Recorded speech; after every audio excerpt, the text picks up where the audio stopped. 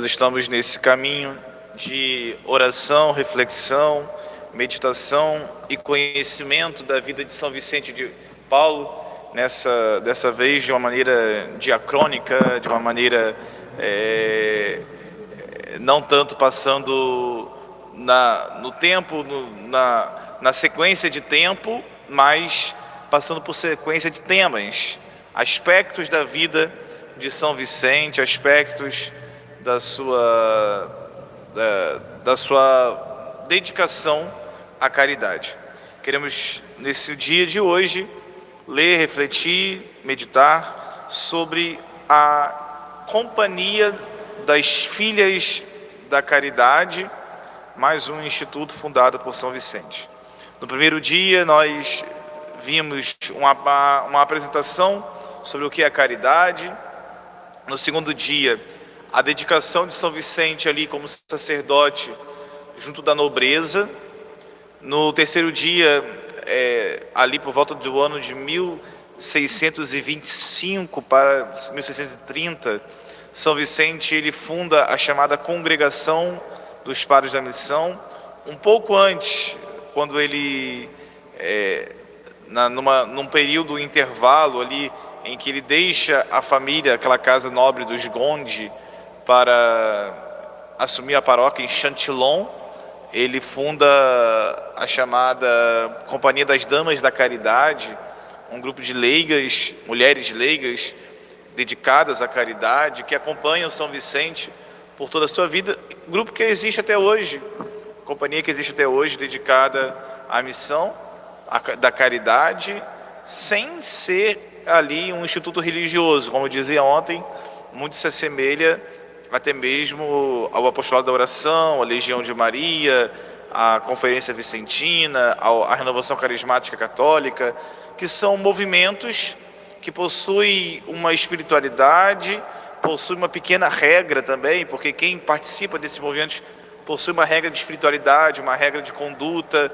né? E quando você quer entrar nesses movimentos, você tem que se adequar a esses costumes, essas regras próprias desses movimentos. Assim também temos as Filhas da Caridade, que tem um enfoque aqui de fazer esse serviço de urgência aos mais necessitados da caridade. A fundação das Filhas da Caridade, ela se dá um pouquinho tempo depois já da fundação da Congregação dos Padres da Missão. Vale lembrar que eu disse que em 1625, São Vicente ele se instala com os padres em um colégio, o Colégio dos Bons Meninos. Ali em 1630, São Vicente ele consegue a aprovação do rei, como fosse uma aprovação jurídica, né, como a gente até dizia, assim como também a paróquia, ela possui a aprovação eclesiástica, possui também a aprovação jurídica. Nós temos aqui nós temos alguns documentos que nos dão caráter jurídico como igreja, que nos permitem ter o templo, enfim, todas essas coisas que são de direito aí civil. E em 1633 ele consegue a aprovação do Papa, tudo com muita dificuldade. A gente falava disso aqui naquela ocasião, que São Vicente lutou muito, pelejou bastante para conseguir formar a Congregação dos Padres da Missão. Levou aí pelo menos 8 anos para poder de fato ter uma estabilidade, conseguir ter o seu instituto de formação de sacerdotes. Eu falei 33 ele consegue aqui a aprovação do Papa, e é justamente por esse ano, entre 1633 e 1641, que nós temos aqui os primeiros passos de fundação da Companhia das Filhas da Caridade. As Damas da Caridade eram senhoras que tinham aqui a sua vida familiar, a sua vida social, e se dedicavam também à caridade. Por isso que eu comparei aqui aos movimentos da nossa igreja. Já as Filhas da Caridade são diferentes. elas, como religiosas, largam toda a sua vida, todo o restante dos seus costumes, para se dedicar exclusivamente àquela obra, daquela vocação. No caso das Filhas da Caridade, exclusivamente a obra de caridade com os mais sofredores. Em 1633, São Vicente, ele acompanha, direciona a formação da primeira comunidade, que tem Luíse de Marillac, ou Luísa de Marillac, Santa Luísa de Marillac, como a referência, como aqui um destaque, né, de fundadora aqui dessa congregação, que em pouco tempo já forma ali uma comunidade na casa de Luísa. Interessante isso. Qual foi a casa principal? Assim, foi um colégio, foi um orfanato, foi um convento? Não, foi a casa de Santa Luísa. A casa dela, que ela morava nessa ocasião aqui, já morava sozinha, serve como primeira casa onde aquelas moças, aquelas senhoras se reúnem para poder começar uma vida dedicada, uma vida religiosa, dedicada a essa obra que São Vicente inspirara em Santa Luísa de Marillac. Um dado curioso, assim, interessante, é que a vida de Santa Luísa, né, aqui, Santa Luísa, ela passou por bastante, a sua vida, assim, digamos, deu bastante reviravolta. Nós veremos aqui, né, que para chegar até onde chegou, e nessa congregação, e acompanhar São Vicente, ela passou por alguns desafios tremendos. Antes de trazer a vida dela aqui para a nossa reflexão, né, alguns dados interessantes ainda, ela em 1633 aqui, ele se instala na casa dela com pelo menos 13 irmãs, né, não foram 13 inicialmente, mas aquela primeira comunidade foi formando, e temos aqui umas 13 irmãs nesse período, né, que em um ano já tinha esse grupo de 13 irmãs, e só cerca de 8 anos depois, em 1641, é que elas de fato vão adquirir a sua primeira casa religiosa, chamada de a Casa Mãe. E aí, quem foram as pessoas que financiaram, que garantiram a verba para comprar essa casa? As Damas da Caridade. É interessante ver isso, ver como que há uma sintonia entre esses serviços de caridade que São Vicente promove. As Damas da Caridade, elas são grandes promotoras aqui de recursos financeiros e também de gestão dessas obras que São Vicente inspirou. E São Vicente, então, as Damas da Caridade garantem, elas compram essa casa em 1641 e ali se instalam para viverem, né, a vocação religiosa. Bom, como eu disse na abertura ali da nossa novena, São Vicente, ele não quis propriamente fundar uma congregação religiosa. Por que ele não quis fundar uma congregação religiosa? Isso é muito interessante. As religiosas, elas, no tempo de São Vicente, eram tidas aqui como pessoas dedicadas a viverem dentro do convento. E para isso que alguém se tornava religioso. Algumas vocações missionárias existiam, mas não era muito dado aqui as religiosas a andarem, né, fazendo trabalhos externos ao convento.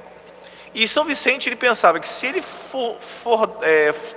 tornasse as Filhas da Caridade uma congregação religiosa, talvez elas seriam impedidas de entrarem nas casas dos carentes. Elas seriam impedidas pelo estado de vida de irem até aquelas necessidades mais urgentes. Então ele chamou simplesmente de Companhia das Filhas da Caridade. Se nós fôssemos comparar, talvez aqui hoje, poderíamos talvez, não é a mesma coisa, mas comparar talvez as novas comunidades, que possuem lá alguns membros de comunidade de vida, outros membros de comunidade de aliança. Comunidade de aliança tem a sua vida externa à comunidade e seus compromissos internos. Comunidade de vida, vivem ali alguns casados, outros celibatários, outros sacerdotes também. E os celibatários não são propriamente religiosos, mas têm um voto de vida.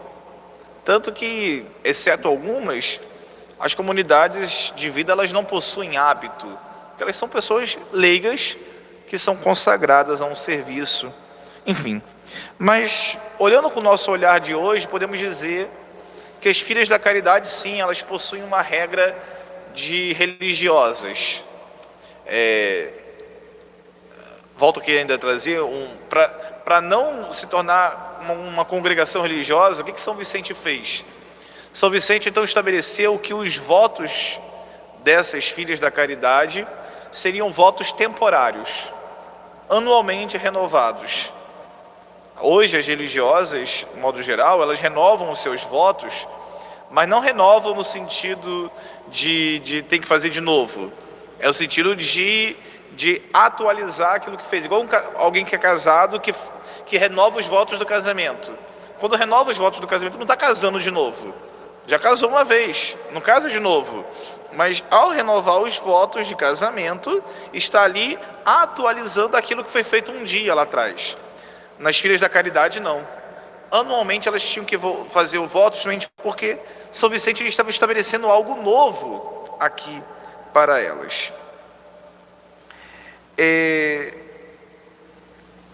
São Vicente, como ele estava fazendo aqui um trabalho de vida ativa, ele também se preocupou com aquelas que talvez pensariam que o fato do convento ser de trabalho mais na rua, digamos assim, poderia de repente acomodar algumas pessoas a dizer: ali pelo menos não é igual a mosteiro, que a gente tem que ficar rezando a maior parte do tempo, recolhido. E São Vicente, não é tão bem assim não.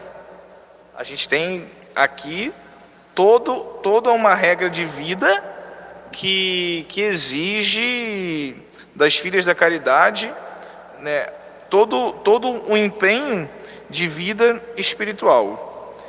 Diz aqui São Vicente em seus relatos que as filhas da caridade, elas primeiramente deveriam se vestir como aldeãs religiosas.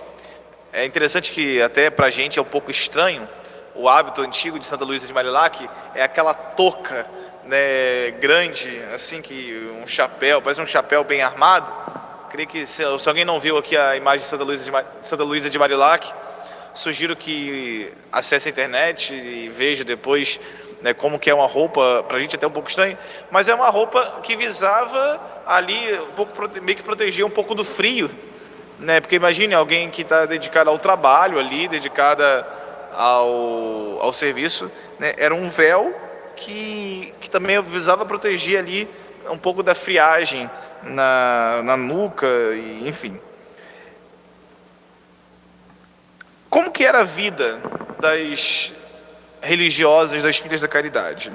Isso aqui São Vicente responde para quem pensa que as filhas da caridade eram um jeito de fugir do mosteiro, que havia lá a vocação de monge, né? Inclusive São Vicente, esse ano não vou falar, eu falei muito ano passado sobre isso, ele foi diretor espiritual de Santa Joana Francisca de Chantal, nomezinho grande, né? Santa Joana Francisca de Chantal, que por sinal tem uma vida, que eu vou contar daqui a pouco, a história de Santa Luísa de Marilac. A história de Santa Joana Francisca de Chantal é muito parecida com a de Santa Luísa de Marilac. As duas se comparam muito. Hoje só vou contar aqui de Santa Luísa de Marilac. E ele foi diretor espiritual de Santa Joana Francisca de Chantal, que é fundadora de um mosteiro, a Ordem da Visitação. A Ordem da Visitação. E ele aqui acompanha essas monjas. Mas, enfim, o que São Vicente se presta é uma vocação aqui, fundar um convento dedicado ao trabalho, mas de nada longe daqueles que eram empenhados na oração. Como que era a regra de vida? Diz aqui: iniciado às 4 horas da manhã, o seu dia é ritmado pela oração, a missa, as leituras espirituais, nas refeições, entre suas atividades de atendimento aos pobres. Ou seja, o ritmo da vida de uma filha da caridade é um ritmo de oração que começa às 4 horas da manhã. Leitura, missa e trabalhos. E entre um trabalho e outro tem as refeições. E nas refeições, mais leituras espirituais.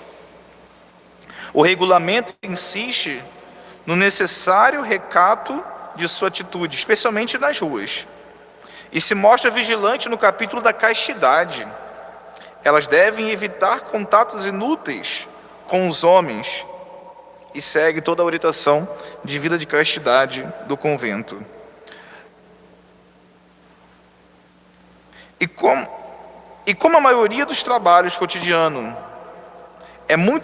são muito penosos, e os pobres por elas atendidos muito difíceis, elas tratarão com todas as suas possibilidades de juntar uma boa provisão de paciência e orar diariamente a Nosso Senhor para que lhes dê essa virtude em abundância e lhes comunique a que Ele próprio exerceu em relação aos que o caluniavam, esbofeteavam, flagelavam e crucificavam. Interessante essa preocupação de São Vicente, esse alerta de São Vicente. Uma vida de exercido no trabalho da caridade. Mas qual é, digamos assim, a nota que está conduzindo essa música, essa sinfonia? A oração. E no trabalho, um pedido insistente a Deus para que dê a essas religiosas boa medida de paciência, porque aqueles que são assistidos pela caridade costumam exigir bastante, até mesmo pelas vezes pela ingratidão. Ele está falando aqui, até mesmo às vezes de maneira agressiva, que atinge contra eles. Bom, o que essas religiosas faziam basicamente contra os doentes? Naquele tempo a medicina era muito limitada, se baseava em 3 coisas: sangria, né? Essa técnica até hoje algumas medicinas mais rudimentares ainda faz, que é tá com febre, faz uma sangria, né? Extrai um pouco de sangue para tentar equilibrar a temperatura do corpo. Purgação, aqui mais nas feridas, purgar espremer isso, eliminar, limpar, e a lavagem. Bom, basicamente isso.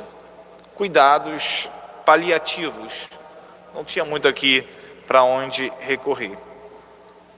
Bom, as filhas da caridade, elas em pouco tempo crescem tanto que de vários lugares de Roma e da Itália e da França são solicitadas as filhas da caridade para atenderem, inclusive aquele hospital de São João de Deus, que nós contamos aqui no iniciozinho da nossa novena, que São Vicente, ele deu assistência nesse hospital assim que ele voltou da escravidão, assim que ele deixou de ser escravo na África.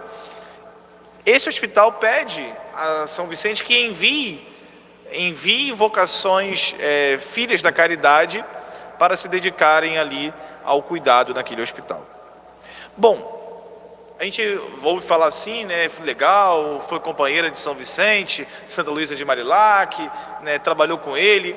Agora, quem foi Santa Luísa de Marilac? Vou dizer assim, em poucas palavras: alguém que deu muito trabalho para São Vicente. Santa Luísa de Marilac deu trabalho não tanto de ser uma pessoa, digamos assim, pecadora, rebelde, mas ela passou por muitos sofrimentos na vida e por isso exigia muita atenção, muito cuidado, muito zelo aqui.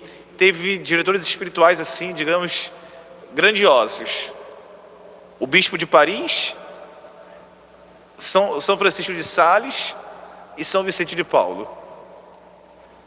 Quem foi Santa Luísa de Marilac? Bom, primeiramente, ela é uma filha de um dos membros daquela corte que São Vicente serviu, né, dos Médicis, lá do rei da França, Luís XIII, Luís XIV. E sendo que seu pai o registrou, mas ela não sabia quem era a mãe, porque Santa Luísa de Marilac nasceu justamente entre o primeiro e o segundo casamento do seu pai.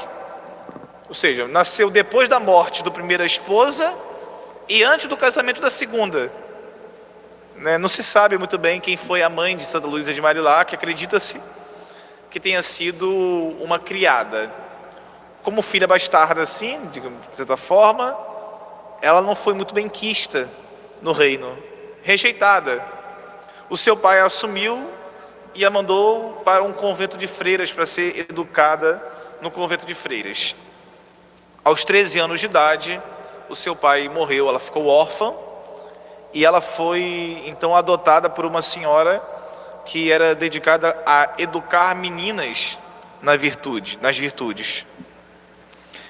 Embora não muito bem acolhida, temos aqui uma influência ainda muito grande dos seus responsáveis, da família, que não quiseram satisfazer o desejo de Luísa de Marilac na sua adolescência, porque ela queria ser freira, ela queria ser religiosa, e a obrigou a casar. Ela se casou, e no que se tem de relato, o seu sofrimento do casamento não foi tanto por um marido difícil de relacionamento, mas de um marido que ficou enfermo quase todo o período de casada. Ela teve um filho, Michel, e esse filho também deu um pouquinho de trabalho para ela devido à sua rebeldia. A vida de Luísa não é muito fácil, né? Lendo a história dela, me lembra muito a história de Santa Rita de Cássia, aqui, né? Passando por bastante dificuldades, só que são histórias distintas, mas muito difíceis. Uma vida muito difícil. Depois de muitos anos sofrendo para cuidar do seu marido, inclusive é justamente nesse período aqui, quando seu marido ainda é vivo, que ela tem contato com o bispo, que a direciona, que a atende e a orienta, e encaminha depois para os outros sacerdotes, né? Orienta depois para São Vicente de Paulo, esse bispo. E finalmente, assim, depois de passar muito sofrimento na doença, na enfermidade, o seu esposo morre, ela fica viúva, e passado mais um tempinho, aquele filho que ela teve entrou para o seminário. Alguém pode falar: nossa, então agora a Luísa vai ficar tranquila porque passaram grandes tormentos da vida dela. Não ficou tranquila. Agora o seu grande sofrimento é a sua solidão. Depois de passar por tantas essas dificuldades, Luísa de Marilac, ela sofre com a solidão e exige muito cuidado, muita atenção, muito atendimento, até finalmente, com São Vicente, depois de muito discernimento, ela dá o passo e funda a Companhia das Filhas da Caridade. Assim, eu não tenho condição de avaliar, assim, mas qual doença especificamente aqui, né, nós encontramos em Santa Luísa de Marilac, mas é certo que nós encontramos aqui algum tipo de doença mental, né? Talvez uma depressão, talvez aqui algum outro tipo de coisa, devido à grande quantidade de sofrimentos que ela possuiu na sua vida. E é interessante assim a gente encontrar, né, cada hora uma história de um santo com uma doença diferente, né, e a gente parece que a depressão é uma doença que só existe no tempo de hoje, né? E é bom a gente ver também que ao longo da história outros tiveram doenças no campo mental que existe no nosso tempo de hoje, só que naquele tempo talvez menos conhecido, com menos entendimento, com menos sabedoria de como lidar com isso. Como eu falei, a Santa Joana Francisca de Chantal tem uma história muito parecida com Santa Luísa de Marillac. E as duas foram colocadas sob o cuidado de São Vicente.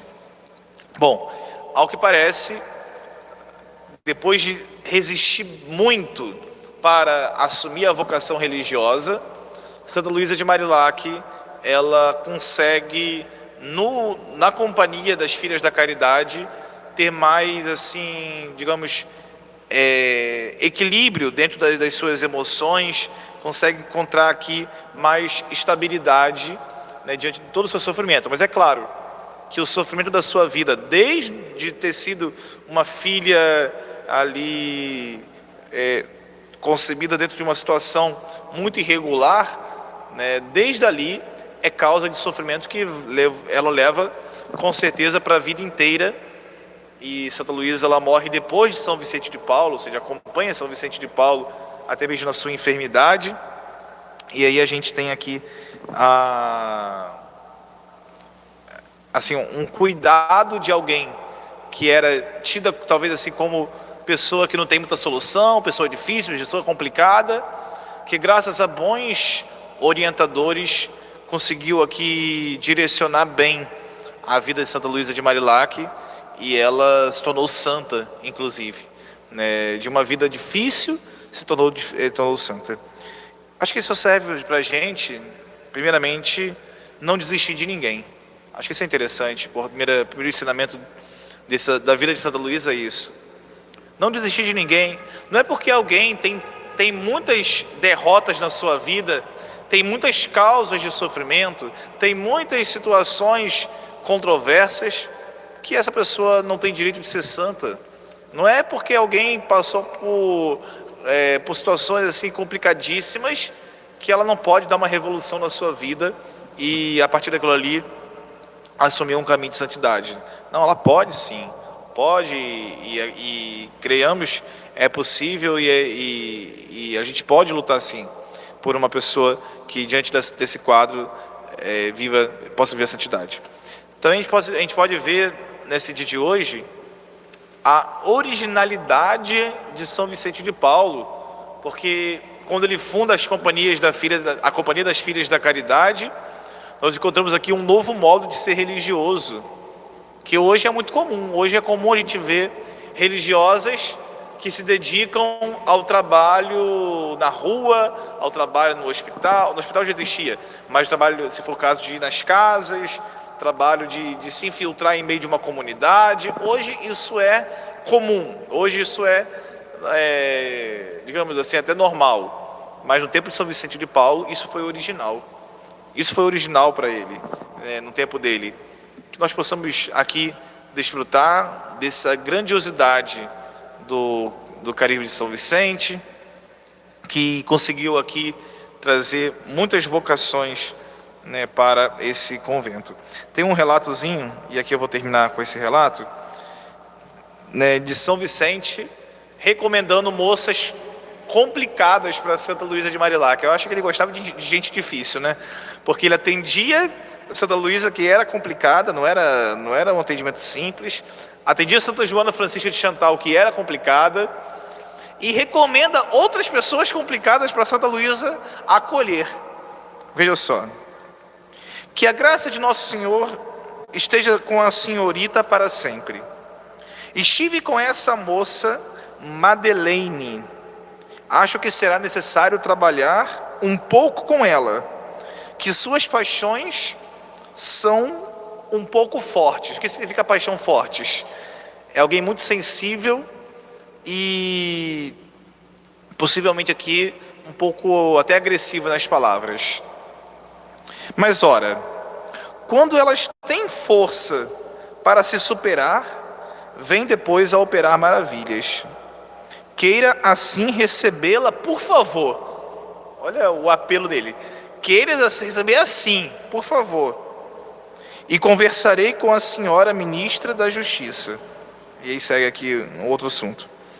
Quanto a essa boa moça de Argenteuil, não sei lá como fala isso aqui, não sei de onde que é também. que é melancólica.